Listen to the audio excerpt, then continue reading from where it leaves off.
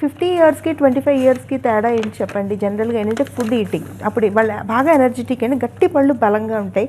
వాళ్ళు అంత nutritious food బాగా నమిలి తింటారు కాబట్టి బాగా స్ట్రాంగ్గా ఉంటారు. ఏజ్ పెరిగే కొద్దీ మన టీత్ కాంప్రమైజ్ అయ్యే కొద్దీ ఏంటంటే మన ఫుడ్ హ్యాబిట్స్ కాంప్రమైజ్ అవుతూ వస్తాయి కొంతమందిలో. This is not for every one. ఎవరికైతే టీత్ బాగాలేవో వాళ్ళకి అప్పుడు వాళ్ళల్లో ఏంటంటే ఏజింగ్ అనేది ఫాస్ట్ అని అవుతుంది.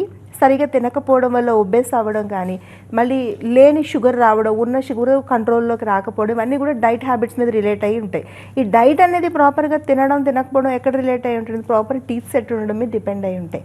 సో 50 ఇయర్స్ 45 ఇయర్స్ వచ్చినా కూడా టీత్లో ఏమైనా ప్రాబ్లం ఉంటే ఈరోజు చక్కగా చేయగలుగుతున్నాం. పెద్దగా కాంప్లికేషన్స్ ఏమి ఉండవు, సులువుగా చేయొచ్చు.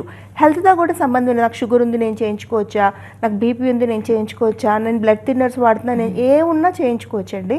దానికి తగిన స్పెషలిస్టులు ఉన్నాము. చక్కగా మీ హెల్త్ కండిషన్ బట్టే మీ అపాయింట్మెంట్స్ ఫిక్స్ చేయడం కూడా, మీ ట్రీట్మెంట్ సజెస్ట్ చేయడం కూడా జరుగుతుంది. మీ ప్రాబ్లమ్ని 100% సాల్వ్ చేసి గుడ్ సెట్ ఆఫ్ టీత్తో పాటు మీరు అన్ని తినే ఏర్పాట్లు ఈరోజు 100% మనం చేయగలుగుతున్నాం.